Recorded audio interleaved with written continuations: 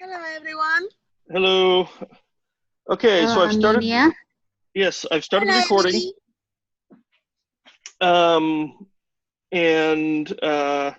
Welcome everyone to the October 1st, I think, iteration of the MicroProfile live Hangout. A link to the meeting minutes is in the chat. It is everyone's shared responsibility to take notes. Please add your name in the meeting minutes if you're attending. You don't have to put down a company name if you don't want. You can just put down individual or contributor or whatever. Also, if you are not speaking, please put yourself on mute. I saw a lot of people unmuted. So. And before we go, let me take a quick shot, a screenshot, so I can take a photo and tweet it. And then everyone smile. Those of you that are brave to show their faces, your faces. And then, smiley faces. Come on, John, you can do this. Perfect. Thanks. Okay. Okay, let's see here. I think that is the usual diatribe I gave at the beginning. So I am now aware of recording already. Let me share my screen, which has, share the browser, which has the meeting minutes up.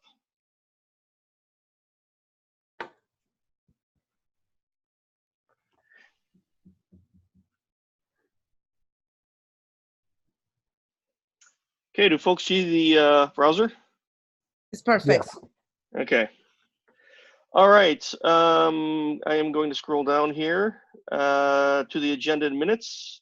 So Edwin cannot make it today. He is, I think, actually delivering a presentation, maybe at a jug. So I'll take the roadmap update today. MicroProfile 3.1, Metrics 2.1 is released, and Health Check 2.1 has been released. So thanks to the Metrics and the Health Check teams.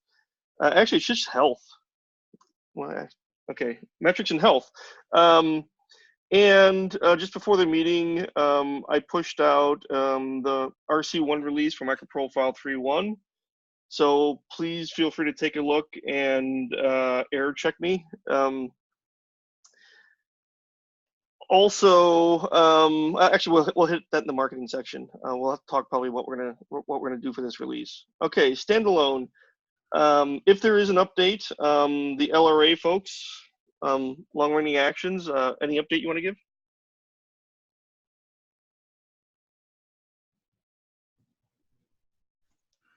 Okay. I was put not applicable. GraphQL, anyone from the GraphQL team, any update? I'm here, but I don't have an update. I've been traveling, so I'll only know by next week. I know there's been movement, but yeah, I can't really give an update. Okay. No problem. Not every spec is going to have an update every week, so, or every other week. So, I'd now like to, let's see, is Ken on? Just so I'm not talking the whole call, because this is something that Ken and I had initially. Oh, Jan? Yeah. Oh, okay. Do you want to take this one? There's also the start of a discussion. I forgot to add a link to the discussion in the live Hangout Google group. So, Ken, you want to go ahead and take this, and I'll see if I can find the post and update the meeting minutes. Sure. So basically, this is just a short one around that. Given that Jakarta E8 spec has now been released, it's probably time that we start thinking about updating the MicroProfile base specs to use Jakarta E8 instead of Java EE8. So then it was a question of raising whether we should do that, which I'm hoping everyone thinks it's a good idea, and B, whether it's something we should do for February. And if we do, is it a breaking change in February, or is it just a 3.2? That's kind of a subsequent discussion. But first off, does everyone think it's a good idea to update to Jakarta E8 as soon as we can? Yes, yes, yes. Yes, yes, yes. Yes. +1. But we have, what are the drawbacks? Because I know that a bunch of documentation is missing, and what is the maintenance debt on that? Because the project itself, I mean, Jakarta still needs to do some lifting. So, you know, Is it okay for us to rush now? Is it okay for us to wait a little bit longer? Clearly, we need to do it in Q4, but are we going to drop anything else? Or can we do this in a manner that is not adding bothersome waste of time for us, right? I'm just talking about that. I'm talking about we can help them write up some stuff, but are we willing to be one of the first projects to jump on board and say, hey, we want to be compliant? It's not compliant anymore. It's like well, we wouldn't even be that. We'd just be Really? rebasing on them. Granted, obviously right now, like Open Liberty, Wildfly, Glassfish, maybe Pyara, already use the new APIs. So I think from a MicroProfile perspective, it would simply be updating some artifact dependencies to the newer versions. So the group ID and artifact, the artifact ID I think changes as well. So those kind of changes. Now, granted, there's still some level of uncertainty around what's happening going forward with Jakarta EE, but I would kind of classify that as we're kind of in a no worse position than sticking on Java E8, which is dead. it's frozen. Yeah, it's totally frozen. But that is not my question. My question is this more important than 3.1? Is this something, I believe that we should send it Oh, to you mean skipping 3.1 and doing this rebase? Yeah, like I'm talking about, are you talking about No. 3.0? Or do you see what I mean? What are our priorities? Can we just cut it? No, my initial thought was as a post 3.1, so like February's release, we would do this.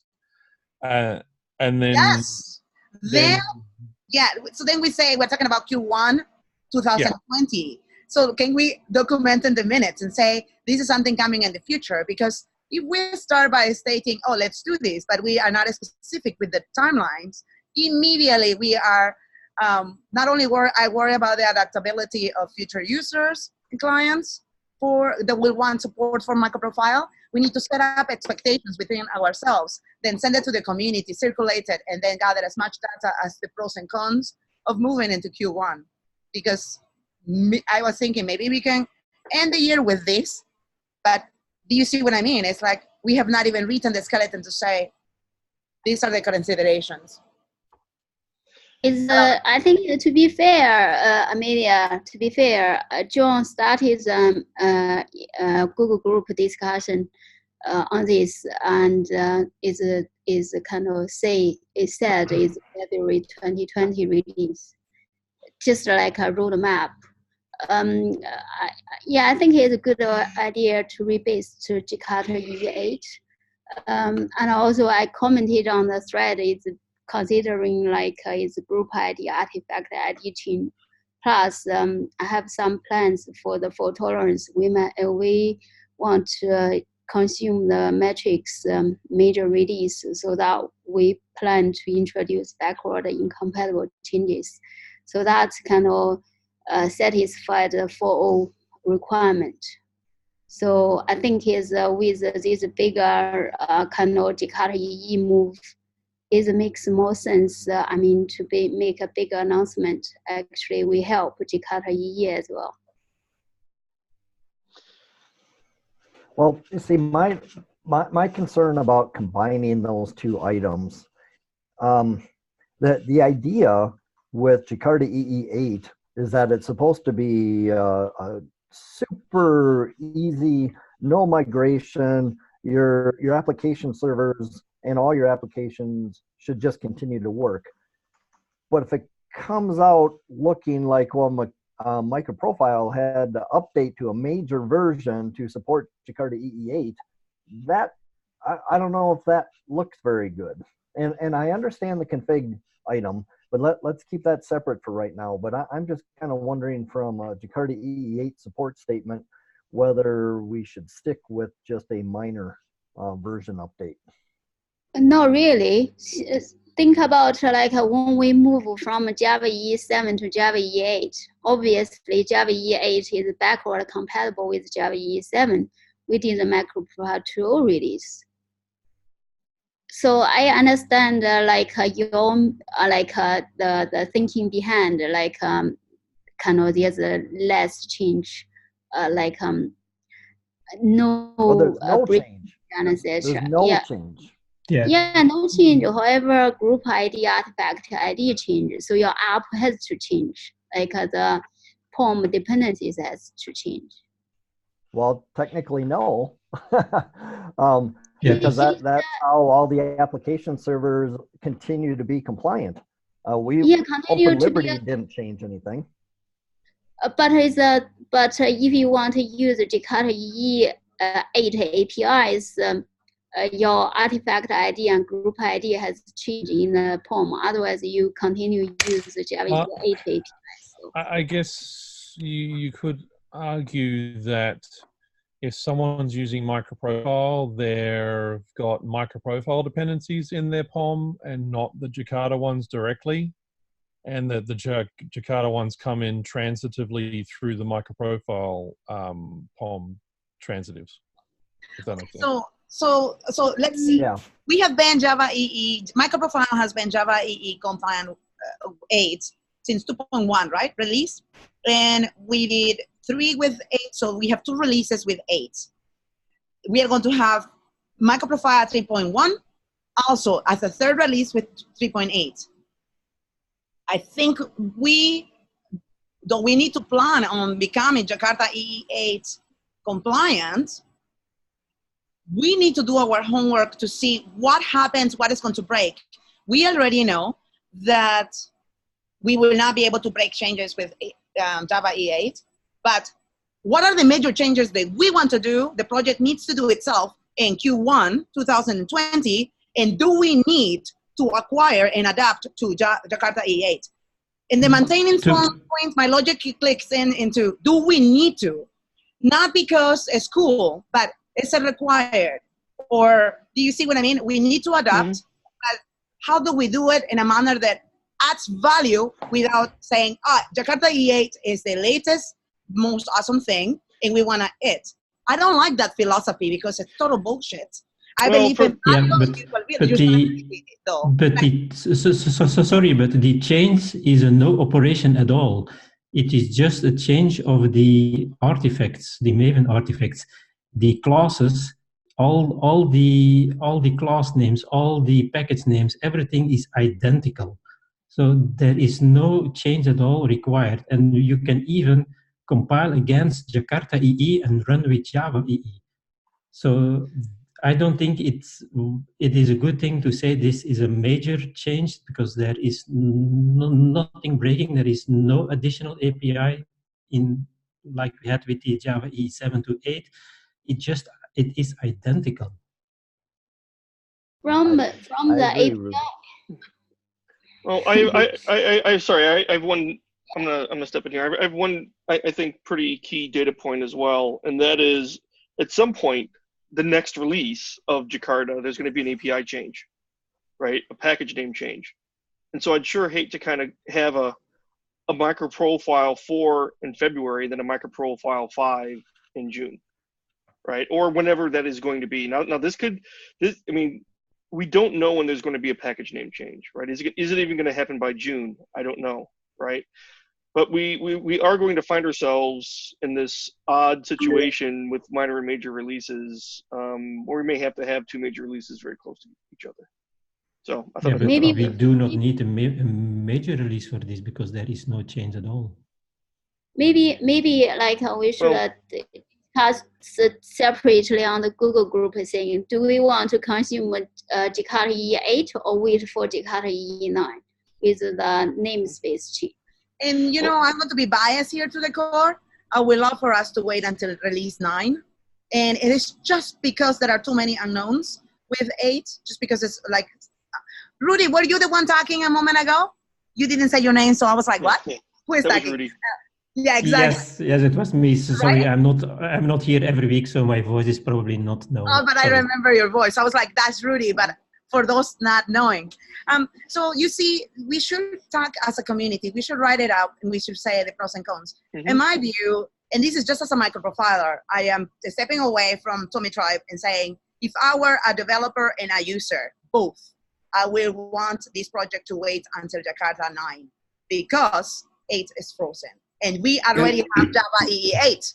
It seems to me a waste of time. But this is me, right? Well, can I quickly ask something? So if we say we do that, and a developer that it's got a POM file that reference Java EE and MicroProfile, and they then go and update to use Jakarta EE, and then we, basically, if we don't update, we will pull in both Java EE and Jakarta EE, so we will have two classes with the same name from two different artifacts. What will happen in that case? Yeah, that's a valid observation. And then I think about maintenance. Emily, you're talking about maintenance now. No, I'm directly comment on Philip's scenario because I was thinking that as well. So basically, because they have a different artifact ID, you could potentially pull into JAS. Do we, once we pull in the Jakarta E8, do we want to say we no longer want to work with Java E8? I think the problem is better to discuss on the mailing list. I think. Yeah. We had that. Okay, and then, you know, let me give me 30 seconds, and I stop on this topic from my side. Okay. You know what? When I think about stating that we will no longer support Java EE8 because now we are Jakarta EE8 compliant, it just bothers me so much. I would prefer for us to just go directly into Jakarta 9 and leave those that want to use Java EE8 there, and we continue to support it and things. If you want, you know, we need to see if someone comes and so many users come and say, hey, we want MicroProfile 8, even after we do the 9. If that is enough request, that's so be it. But I am saying this thing about supporting both, or it doesn't make sense because they are one and the same. It's just branding differently. So to me, just stick to one, but let's browse it through the forum because this is not something we can decide here. That's it. I'm done. Thank you, guys. Folks. So one additional data point. I think we do want to help. Go ahead, Gordon. I think we want to help Jakarta if we can.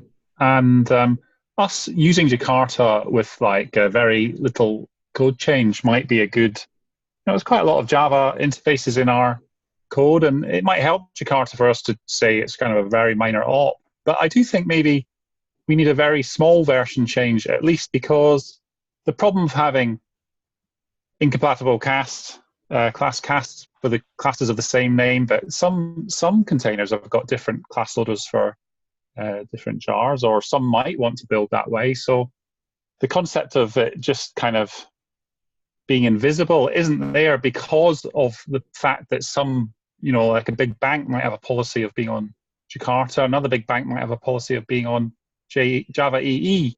So we kind of want to support both, I think, for at least a period of time. Well, I think it would, 2 data points. Well, I'll leave it to one for now. If we were to support both, I would want to make it optional to support Java EE8 as opposed to a hard requirement. Because there's other non-technical factors that come into play. I'll just leave it at that.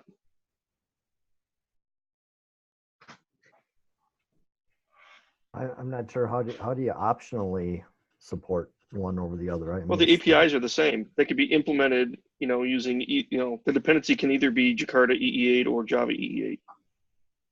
Yeah, I guess I thought you were referring to something on how we package our POMs. No, I see what you're saying. I'd have to think about how that would affect the actual artifacts, but okay. I think to my point, I think from a Red Hat perspective, want to move to Jakarta APIs. Yeah, I think that's true. I don't think we can mix them. I think we have to release a jar, jars which support one or the other. But that's not to say that we couldn't release versions of our code which is built against Jakarta, and then have exactly the same stuff that is built against Java. Because I agree, I'd like us to push to Jakarta as fast as possible, but there might be some organization that has a different view. That are consuming MicroProfile specs.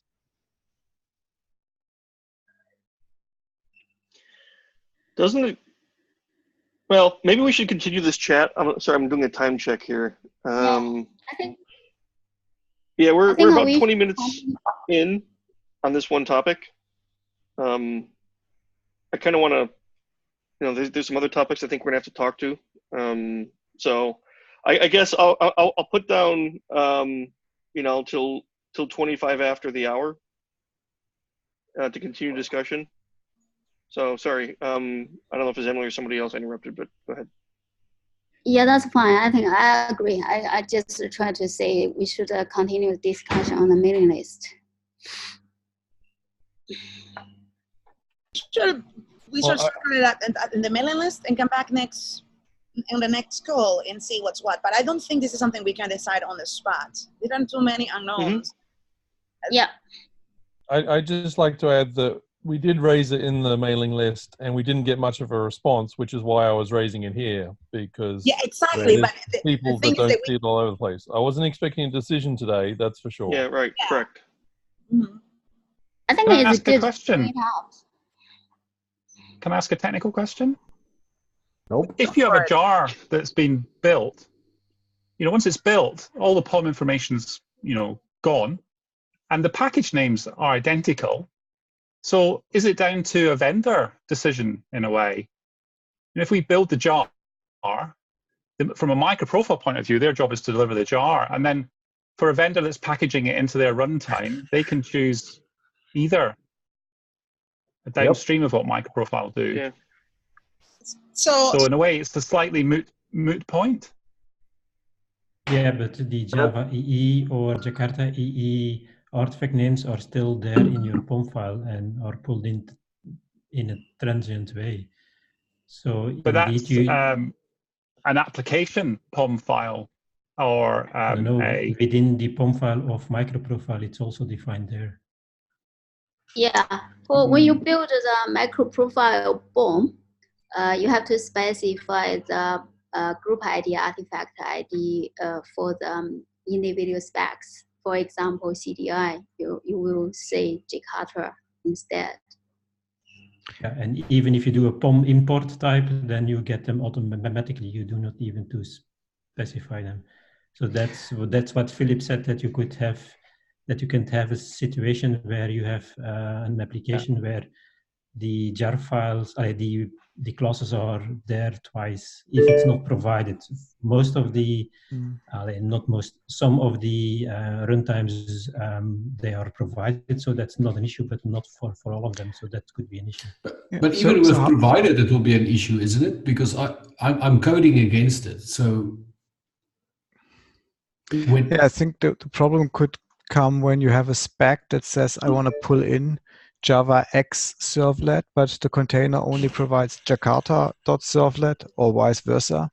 When we require in a spec API, Jakarta. That's only for Jakarta EE9. Yeah, that's for 9, isn't it? I mean, the POM controls what's on the class path, but it doesn't control what the class loaders load. All right, I apologize. We're 25 after. I'm gonna put down. Hold on, I missed it with the video. Putting down the hammer. Sorry. Let's continue this in the chat. So the link is there. There's been a couple of responses so far. I've kind of stayed. Have I stayed? I think I stayed pretty quiet on it. I mean, I've got my opinion. I'll probably stick that in the Google group as well. So if there's any points that you want, while it's fresh in your head, either add it to the meeting minutes or add it to the Google group. so we can make sure that they're captured. Like if someone can take a note on, the comment about Java EE and Jakarta EE dependencies, that would be good to log somewhere. So please do that as I move on to the next topic. And which let me is, just say, sorry, John, let me say, Ken, are you okay to go into that thread, because you started a thread a while back, and say, hey, today we talked about this revival. These are the minutes from today's call, and we will tweet the video of this and things like that. That would rehabilitate the conversation, I think. Yeah, that's fine. Thank you. okay, we've got a 3.1 release coming out next week. We're going to have to update artifacts. So if Cesar's not on, I know I tend to work with Cesar, like he updates the slide deck typically. Do you have, Amelia, a list of things that we typically update for a release? Yeah, so back in June when we invited you and Edwin to own the 3.1 release and document as much as possible on what it goes down to scale the process and make it so someone else can own it also. We are doing the same for the marketing side. So we today, this year, we use Git. And every single time,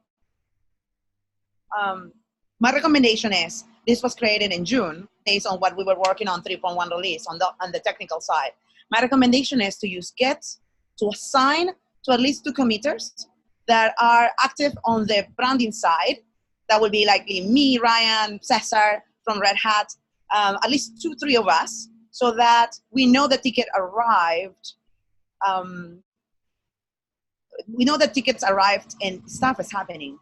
This is important because we also have a wiki in the marketing that will enable anyone that is an editor in not only WordPress, because we need to create the blog, and we have a template for all the releases. So anyone that is an editor in that drive, that blog lives on their public profile. For instance, I'm giving you an example. Everything is becoming scalable to there is copy and paste, and we adjust only the things. The problem is that most times the documentation doesn't happen on the technical side. So then when the blog occurs, as Kevin pointed out a month ago, we missed the mark on sending the blog on time with the release, and then it comes after the fact, right? So we need not only multiple blogs, but one that is really good that comes even before it. These are the changes you can expect. What we're doing today is just sending the release when it happens. What we need to do moving forward is set up the expectations, write up what is going to change, and create the momentum before. Clearly, we missed the mark for this release, but we already know what the changes are. We should be writing blogs under each change, even if it's 200 words, and really quickly pushing it. This can be quickly documented because it's technical, copy and paste from the technical repo to the current release, right? We try to do a big bang, that doesn't work. There is too much consumption, right? So we should do noise before, noise after. Everything else is easier, but it's just that we don't get ourselves into the mode of how do we scale. We have kits, and I believe the branding and the side of expectations and educating before release is much more important to us for adaptability and excitement.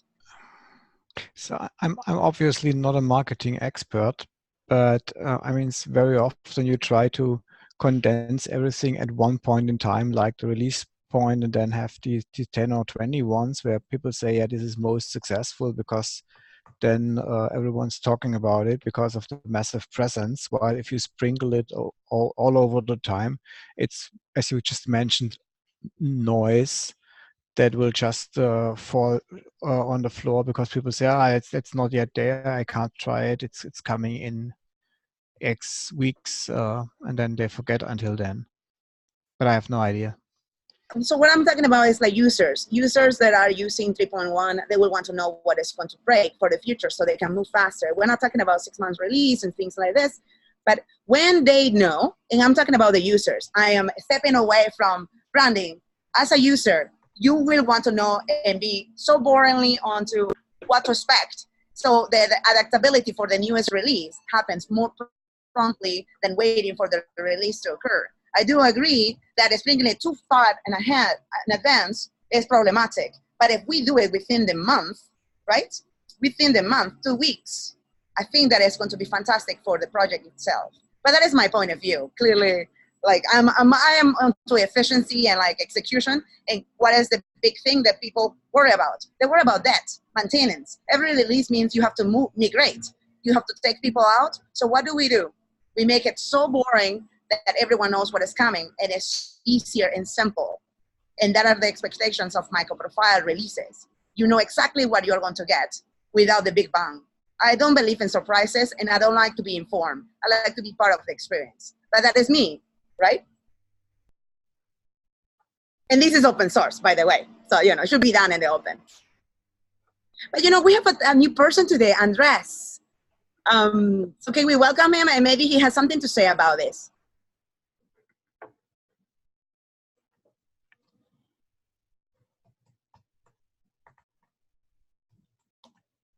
We cannot hear you, though I see you're trying to speak.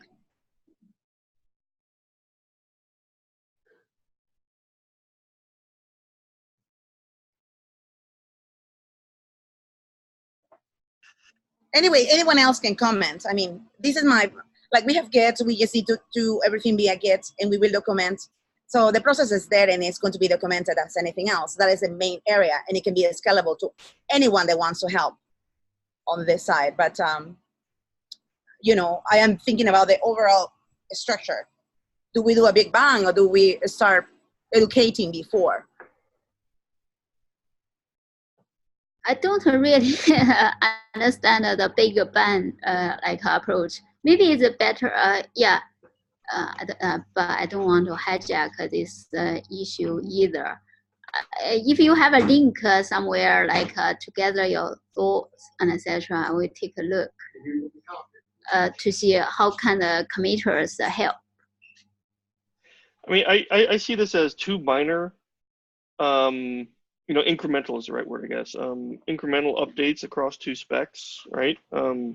Yes. So to me, there's not not to demean anyone's work, but there's not like a lot to talk about in doing a lot of blogging. If we just did, pushed out the normal social media, update the slide deck, update, there's, what are the artifacts we have? I kind of think that's sufficient. Yeah. Where I think it's going to get more interesting is later on when, maybe on the Jakarta side, or when we, top off the growing pains discussion, those kind of things, we could do a lot more marketing around, I think. Yeah, you have a point. And like the things that we get updated are the download page for the newest release that is on the main banner and resources. And then the media is so simple. That is not an issue, but we will use Git. There is no contacting privately. So John, I know in the past we have done that you have done measure of Kevin, and someone pushes with the template. We want others to own this, just as we are doing the scalability. Mm-hmm. So that is the thing we're fixing this time. But, we need to do more branding on the whole overall area. And this doesn't include only releases, but releases are so important to us, right? And we need to make sure that every committer and every contributor knows that it is the Git for marketing that is being, every week we have tweets coming that are super important. They say, are you a speaker? Are you a content creator? Submit. So most people are being educated, but we do need to think about what else can we be doing on the side of the release. And I like incremental, but what we have currently works. Okay, so I'll try and assign or not assign, but create a Git issue, and I need to get caught up with your updated processes as well. So I'll do that. They are not even written. We just started and we wanted to wait for this to happen. Okay. So we can start documenting by doing. Okay. I'm gonna move on to the code 1 summary and retrospective. I'll hold off kind of my thoughts for now. If anyone else kind of wants to jump in first.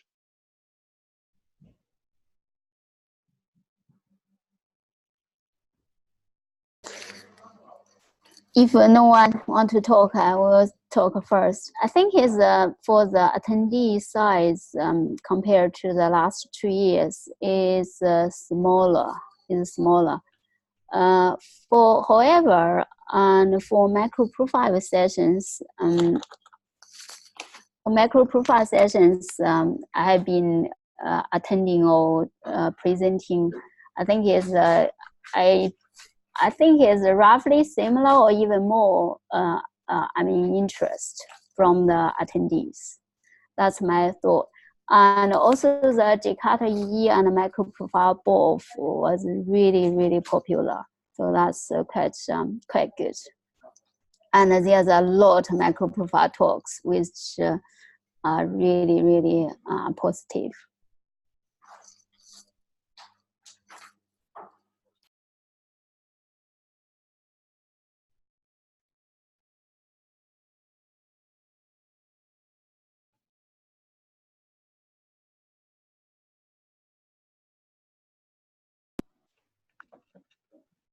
Who is next for the retrospective?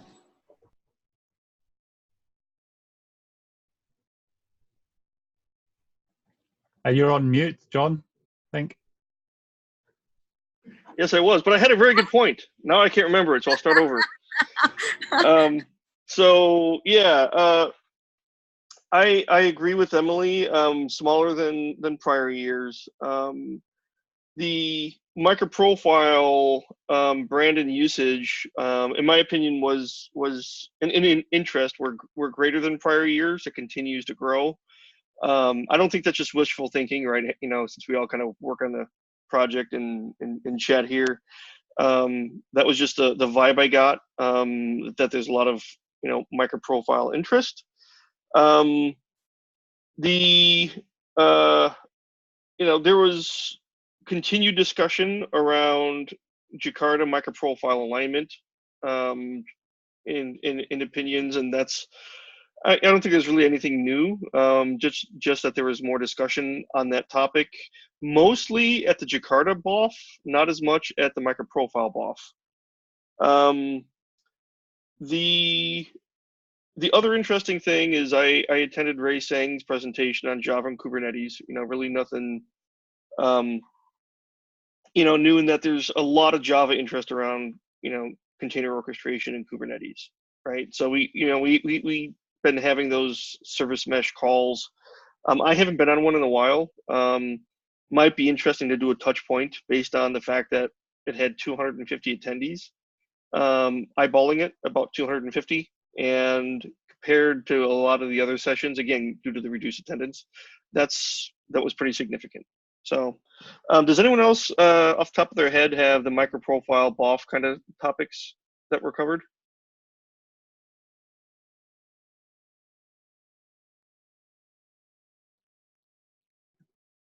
I think it was like the growing pains and then the Jakarta.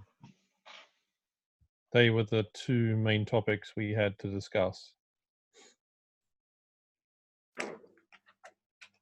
Okay. Yeah, or that we had time to discuss. Yeah. Because I mean, both of the BOFs, I mean, they went the full time with no lull in the conversation, so that was very good. I missed both meetings, but yeah, I heard. Yeah, it's kind of similar, like attendees went to both. It shows that they care about both MicroProfile and Jakarta. So let me add here that there were more than 30 sessions on MicroProfile that they displayed not only code, but also community. And the ones that I went to, in the past, when we asked, are you aware of MicroProfile? The hands, as John said, the hands continue to increase, but this time, almost everyone, 80% of the room knew what MicroProfile was. So you are correct that those attending in the Java side at Code One is continuing to grow smaller. We saw that the people prioritize MicroProfile in the Jakarta project or the sessions. Another thing that I saw, because a few of us run the MicroProfile Hacker Garden, we had many coming in that had no clue, and then we said, this is what we do, and to help, this is what you can do. This week and last week, I am already seeing those people come in via Twitter, via the forums, say, hey, how can I help? Just the basics. And I think, though I don't want us to go, oh, you have to travel to get contributors. I think because the community is so welcoming, because it's flat, this continues to help so that anyone can feel that they can add value if they're interested in open source. In the MicroProfile side and the branding side, we had the stickers and T-shirts, and we gave away many of them, like more than 100. And I'm not speaking on the side of Eclipse team. I'm speaking for the Hacker Garden, for the sessions. Anyone that I knew had a session, I will give T-shirts. And this is on the part of Tommy Tribe. T-shirts, 6, 8, to give away on their sessions, because this is important. Not because you show up, you deserve it, but because you are doing the work, you should be back up with great stickers and T-shirts. There is something to be said about those ones that attended. They were so excited, and we have really cool photos. I will add to this part the tweet where we have more than 15 people wearing the MicroProfile T-shirt, and that shows unity. There's vendor neutral, that we want to help. That doesn't matter where you come from. You can be an employee, you can be a consultant, but you are important to us, right? As a coder, as a user, because we are a community that is focused on community first, right? The maintenance of the project itself is not under any worrisome things that it will die in the future. So we make it as a statement that should you migrate into MicroProfile, you will be okay for many years to come because of the community. I have continued to say this, and I will say it again. Code can be decommissioned, but the community itself can decide to bring it back. And that is exactly why MicroProfile becomes and continues to become stronger. One of the strongest projects in the Eclipse Foundation, and likely the world. Like we have Apache too, and many great projects. But those ones that came to us, they had no clue, are today helping us just because we're fun. Like the T-shirts, I said, what are you going to do to earn this T-shirt? It's not that showing up is not enough. What are you going to do? And immediately one read, these people earn, most of them that I talk with, earn those T-shirts, right? But that is just me. It's fun. That's my side. Partially off topic, but I heard T-shirts, free T-shirts. No, seriously, we were thinking earlier this year about depositing T-shirts in various places so that it's easier to give them away to contributors, to send them to them, or also for conference things and whatnot. Did we come to a conclusion? Or not yet, but if you add here the topic of the T-shirts, I would bring the Git issue that we have with the Word document, and everyone can go and check where we are on that. We just need traction in this. Okay. I will add it there, and then I add it myself, the issue. Sorry, on the topic of Code One, there was a couple of things I thought were patterns. One was there was a lot of Graal activity and basically ahead of time compilation of Java activity, which made me think, well, how much does that ever feed into any specifications? It could do. And similarly to the way that, Cloud Native and, Docker residency or Kubernetes might do a wee bit more. I think the biggest thing that kind of stuck in my mind traveling home was I had this great big hope that Oracle and Jakarta and MicroProfile would somehow all go down to the pub, have a pint, and it would all kind of get sorted out in terms of who owns what turf and who's going to consume who and who's the big brother and who's the little brother and the big sister and little sister. And I didn't see any of that happen. It might have gone on in sort of rooms in the background, but what I saw was just people kind of circling each other, metaphorically, and not really any movement at all for doing things to bring things together for the consumers and customers. And and a very lack of people saying things like what I just said. +1.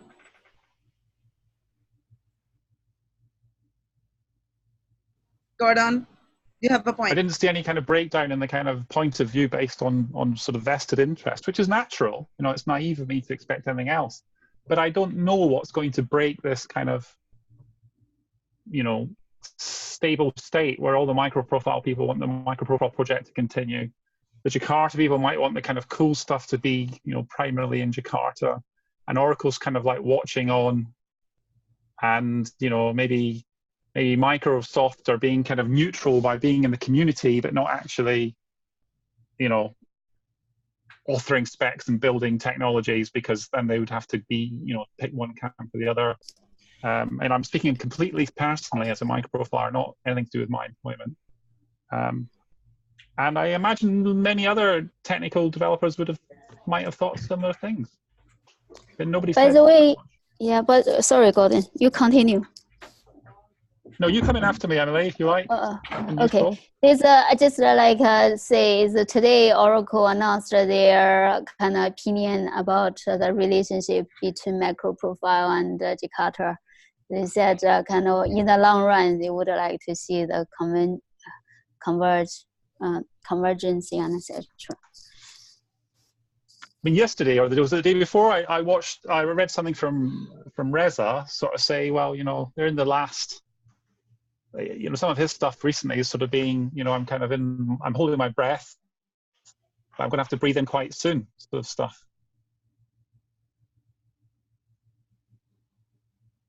Okay, anyone else on feedback? We're talking about retrospective of Oracle Code 1 and MicroProfile, correct? Well, no, talking about Code 1 feedback. Mm-hmm. Any other summaries or feedback? Yeah, only one more thing. Booth was right at the back. I don't know if that's just. I wouldn't read anything into that. I just think it was. I mean, the whole booth situation was bad. Attendance was bad. It was out of the way. You know, the whole floor, developer show floor. Yeah, maybe it's because it's two different sections. Maybe it's two different partition. One is the open world, the other one is the code one. Anyway, so I think the other positive side is on MicroProfile is there's at least a couple of sessions I attended is from the consumer, directly from the customers on MicroProfile. So they went to Code 1 to present what they have been using MicroProfile for. One of them is using Quarkus, but Quarkus, however, they're using the MicroProfile inside Quarkus. So I think that's quite positive.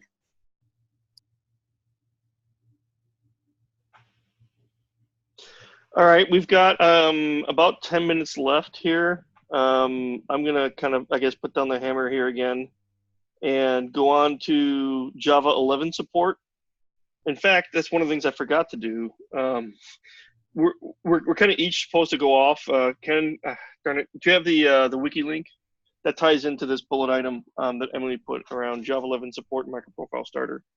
You had the table about implementations that support Java 11. So Emily, you want to go ahead and chat on this bullet? Yeah, so it's basically it's like in the wiki can create it about is two parts. It's like a Java 11 support. Basically, is you compile in Java 8, but you can run in Java 11. So some specs already updated, moving towards Java 11. However, in the MicroProfile starter, we would like to enable the Java 11. Basically, we don't really want to reinforce the MicroProfile spec, have to compile using Java 11, but the project generated can use Java 11. I know OpenLiberty, maybe Sontail as well, can support Java 11. So I just to kind of bring this up but I will also post message on the Google group, so that everybody is aware, and this is the intention. We want to do the move towards the Java 11, so at least the people can create a Java 11 project, and then they can run. They can use MicroProfile specs. I'm not And sure hopefully we'll be doing that starter until we can verify everything works with JDK 11. So it's basically if one app server can go ahead to verify this MicroProfile specs can run on the Java 11. So that's my main kind of objectives in a Google group discussion. So basically, if OpenLibris is saying, I think if we're going to start creating starters for JDK 11, we need probably over half of the implementations to say, yes, they work on JDK 11. Otherwise, it's unfair to those that don't. And exactly I wouldn't say more than, I wouldn't say over half. I would, because in MicroProfile starter, if we have two, like a runtime support a particular a version of MicroProfile, and then we can add the support in. Otherwise, we have to wait indefinitely. Okay, what if the people they have other things? I think so. Anyway, waiting for 2 implementations of a particular MicroProfile spec before putting that spec on the starter makes sense. But changing the JDK version that you're creating starter projects against is a much different prospect. Now, maybe we say it's a case of more than half implementations of once 3.1 is out, we say once we get to a point of more than half implementations that support 3.1, say they work with JDK 11, then maybe we can do that for future stuff. But there's certainly no way we're going to get MicroProfile 1 or 2.x stuff to say that works on JDK 11. So I think the starter would still need to support JDK 8. Yeah, that 8 will. Sorry, Rudy, you go ahead. Yeah, no, go. Okay. No, the idea was we will support both, of course, Java 8 and Java 11. But we would like to see that, for instance, on that wiki page with the implementations, that already the runtimes which pass the TCK when the runtime runs on JDK 11, so it is compiled. The spec, the API is compiled against Java 8, but is it able to pass the TCK when the runtimes run on JDK 11? That would be already valuable information, because then people can start building, still maybe compiling with Java 8, but can use it on JDK 11 runtime. And that is information that we do not have for the moment. Okay, so it's good to hear that it would be both, but I still think we need a large number of implementers running on JDK 11 before we start adding that to the starter. Yeah, so as one of the implementers, I agree with Ken. We need more voices in this, and all of us, it's very hard to be compliant all the time and be oh, this is a priority. But if it's important to make it as a priority, let's talk it. Let's run it through the forum. Again, this shouldn't be pushed just with one voice or 2 voices. We need more, because Ken is correct.